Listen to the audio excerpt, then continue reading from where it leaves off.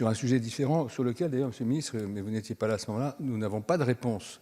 Je parle des petits loyers. En l'occurrence, cet amendement propose de créer un crédit d'impôt qui permettrait aux bailleurs de locaux professionnels de déduire de leur impôt les intérêts qu'ils auraient pu percevoir en application du droit commun, c'est-à-dire du régime des intérêts moratoires prévus par le Code civil. Alors j'ai bien compris, nous avons bien compris que vous étiez, le gouvernement, les pouvoirs publics, en discussion avec les grands bailleurs professionnels, avec les groupes importants, mais je pense qu'il y a là, y compris pour eux, une forme d'incitation qui pourrait aider. Et je voudrais surtout attirer votre attention à nouveau sur le fait que vous avez aussi beaucoup de petits bailleurs de locaux professionnels qui sont, encore une fois, souvent d'anciens commerçants ou d'anciens artisans qui ont conservé leur immobilier, qui le louent à un nouvel artisan ou à un nouveau commerçant. Ce loyer est l'essentiel, bien souvent, de leur retraite. Et aujourd'hui, on leur demande de repousser la perception de ce loyer. Donc peut-être que le discours d'union nationale peut fonctionner, mais je pense que ce ne serait que justice, au moins pour cela, de pouvoir bénéficier d'un certain retour financier qui serait une incitation. En tout cas, je voudrais que vous puissiez nous répondre, Monsieur le Ministre, sur cette question, parce qu'elle concerne des centaines de milliers de bailleurs qui sont des petits bailleurs. Je ne parle pas évidemment des grands groupes. Je vous remercie. Monsieur le rapporteur général. Brièvement, et puis je laisserai le ministre développer s'il le souhaite, les bailleurs peuvent profiter et bénéficier, là je parle des personnes morales, de l'ensemble des mesures d'aide à la trésorerie. Et effectivement, comme le ministre de l'économie l'a bien dit tout à l'heure, on encourage tous ceux qui le peuvent à faire cet effort sur les loyers par rapport à ceux qui occupent les locaux. Donc les dispositifs d'aide et d'accompagnement sont aussi pour ces personnes-là. Si vous avez un bailleur qui est en difficulté et qui fait un petit chiffre d'affaires, il pourra bénéficier du fonds de solidarité. Donc tous ces acteurs-là sont aussi éligibles et bénéficiaires.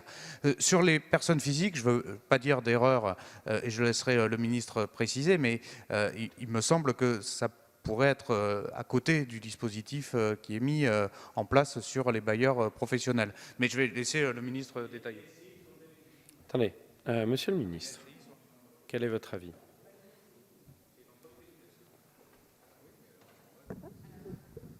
Nous avons fait le choix de ne pas mettre en place de dispositif contraignant. Et une fois encore, comme tous les choix qui vous sont présentés là, je les assume. Les bailleurs, ils sont trop nombreux et trop divers pour que nous puissions instaurer un dispositif contraignant qui soit efficace et surtout qui n'ait pas plein de contre-effets qui peuvent être violents et négatifs. Donc il faut avoir l'humilité de procéder secteur par secteur, foncière par foncière. Il y a des foncières publiques.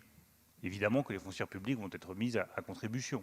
Tout ce qui relève par exemple de la Caisse des dépôts et consignations Habitat, des commerces qui peuvent être des commerces en bas d'immeubles, évidemment qu'ils vont être soumis à cette contribution, puisque c'est sous l'autorité de la puissance publique.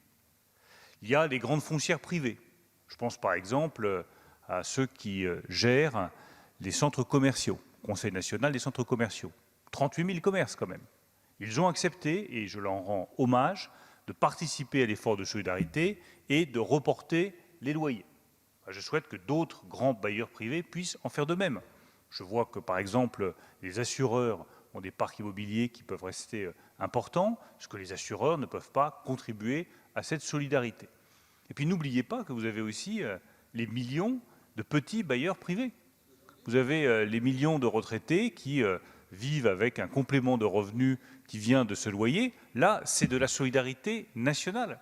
Ils connaissent le locataire, ils peuvent voir la situation dans laquelle ils se trouvent, et nous sommes dans un moment exceptionnel où nous devons voir des comportements exceptionnels, et nous en voyons beaucoup aujourd'hui. Et d'ailleurs, j'en profite pour rendre hommage à tous ces comportements exceptionnels qu'on peut voir à l'hôpital, dans le soutien aux personnes isolées. Je redis à quel point, par exemple, les postiers jouent aujourd'hui un rôle vital pour apporter des plateaux repas et des biens ou des colis à des personnes âgées qui sont totalement isolées. C'est de la solidarité.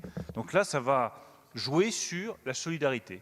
Et donc, comme vous l'avez parfaitement dit, Monsieur Forissier, partir sur une disposition législative contraignante pour l'intégralité des millions de bailleurs, je pense que ce serait honnêtement une folie.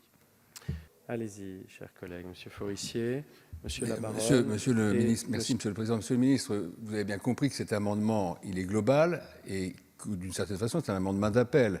On est bien d'accord avec vous que la Caisse des dépôts ne va pas lui faire un crédit d'impôt, par définition. On est bien d'accord que les grandes foncières, les groupes très importants dont je ne citerai pas le nom, ne sont pas concernés. Encore une fois, c'est le sens de ma question et de cet amendement, au fond, ce sont précisément ces centaines de milliers de bailleurs privés qui, encore une fois, ont bien souvent, pour seul revenu ou revenu principal de retraite, l'allocation de leur ancien local commercial. Il suffit de se promener dans nos petites villes ou dans nos villes moyennes ou même dans nos bourgs ruraux pour en rencontrer. Donc moi, la question que je vous pose, c'est évidemment pas Unibail, Rodamco ou je ne sais qui, mais c'est qu'est-ce qu'on fait pour ces petits anciens commerçants qui ont peu de revenus, qui aimeraient bien jouer la solidarité nationale, Monsieur le Ministre. On est bien d'accord, ils ont cet esprit-là, j'en suis convaincu, sauf qu'ils vont peut-être pas pouvoir le faire. Et donc, quelle est la réponse qu'on leur apporte très concrètement pour leur permettre de le faire ?